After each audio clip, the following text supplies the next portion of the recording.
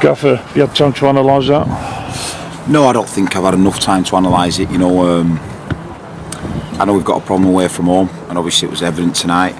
But the buck stops with me. I'm the manager. I pick the team, I pick the formation, and it's not worked tonight. So I've got to analyse my performance and make sure that it doesn't happen again, because I'm hurting. I've let people down.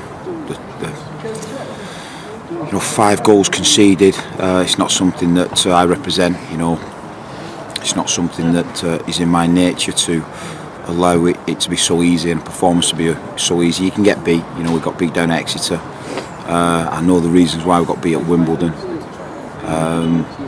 But we didn't get to grips, and we didn't get to grips with a very, very good team.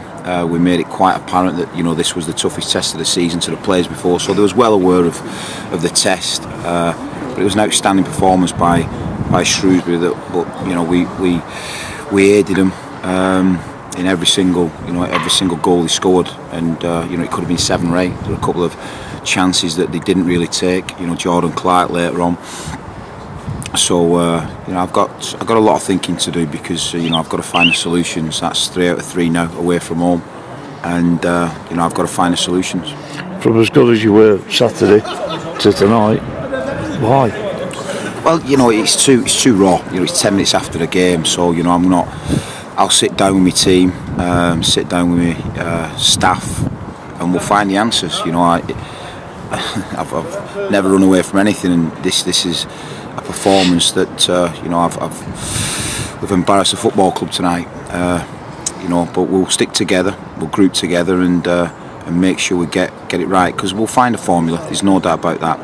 Whether that's from within the dressing room there, or some outside influence. It happened to us last season. It was a bit of a milestone. We got beat 4-0 off Chesterfield last season, and I had a similar sort of chat with the chairman after the game, and I think it helped us because we understood where we were. We've done well to this point, and now it's maybe an assessment time. Quarter of the season's gone.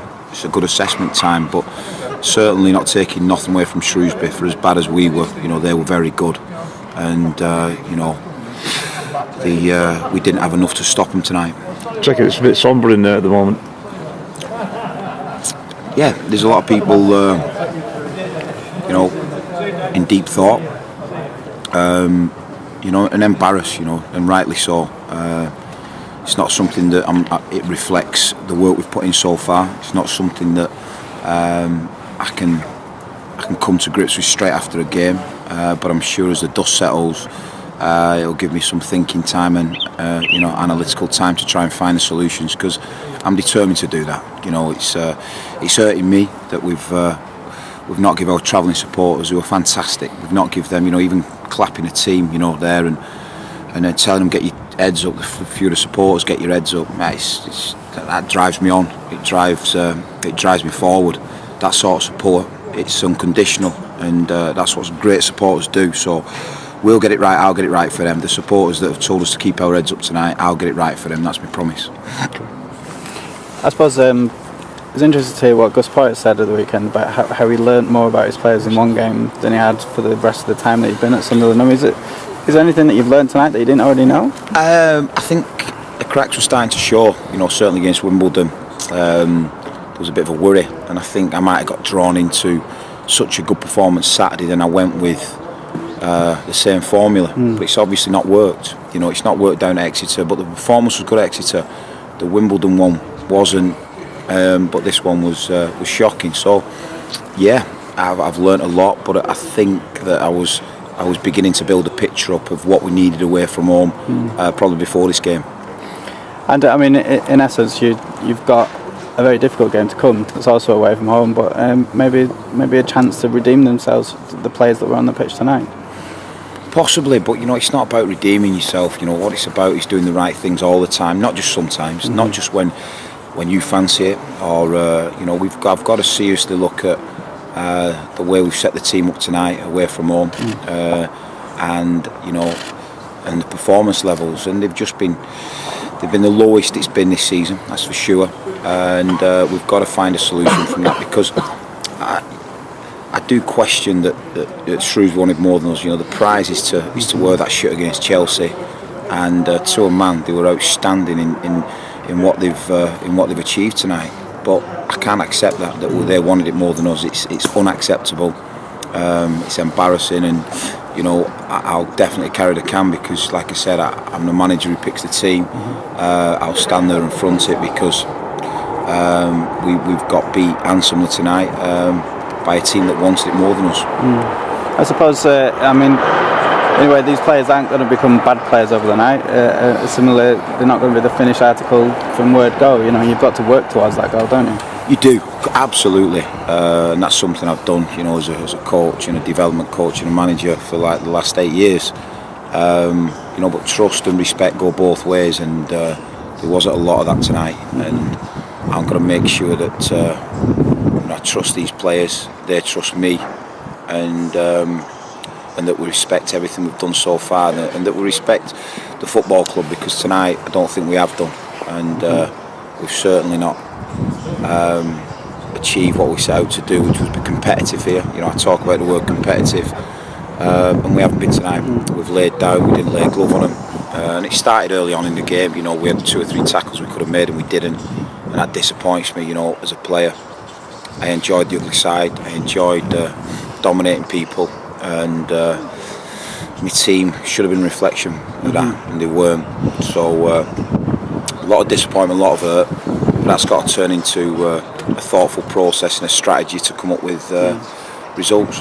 There were reports yesterday, I think it was in Sky, like linking lots of high grade clubs with Nathan Cameron, for example. The players that you're creating here and you're coaching, the talent is actually shining through, and it has been shining through. Is those sorts of stories going to turn the head of some of those young players? So they have to sort of maybe be tied down a little bit and show them what they've got to do to actually earn those sorts of moves? I think things going behind the scenes you've no control of. You know, an agent's at work, skullduggery at work. You can't control that. You know, agents want to make money. It's a ruthless business. That's what an agent does.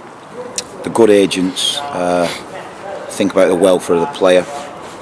The other agents think about the welfare of themselves, and that's something that we've no control of, unfortunately. Has the story affected Nathan Cameron? Possibly. And his advisors, you know, they'll know, you know, at what level it's affected Nathan. I think a story like that probably would do. So it's not easy, but we've got good people around Nathan. You know, he's got Pabs, he's got Clive Platt, and you know, the lads try and look after him. So we'll regroup. You know, he's a young boy. He needs a lot of support, a lot of love, and he's been outstanding for us. He's been my player of the season up to now. So he'll get the support he needs, and hopefully after tonight he'll start listening to, you know, good people in that dressing room and myself. You know, I'd argue that I'm his advisor, and you know, he's done well so far, sort of listening to us and listening to Brassy and Futch. So it's who you choose to advise you know, and like I said, I suppose it's always start work when people think they've got a sniff of money. We've started so well and a lot of scouts in the stand. But the chairman, believe me, you know, he'll want to hold on to these players and develop assets for the football club, and that's what we're trying to do. Okay. You talk about Clive Platt. He was one of a couple of players that weren't on the bench tonight that they were at the weekend. Is he okay? And also Danny Nadiella. Yeah, Clive's, you know, he's done his hamstring. We played Man City and he played probably the longest time he's played, 75 minutes, and it was just a bridge too far. So he's done his hamstring, and he could be out for quite a while. We just waiting for the assessment. The initial one is that it's you know, grade 1/grade 2 tear. So Clive was a miss tonight, and then Nards yesterday in training late on just popped a little. He had a bit of a problem in his groin.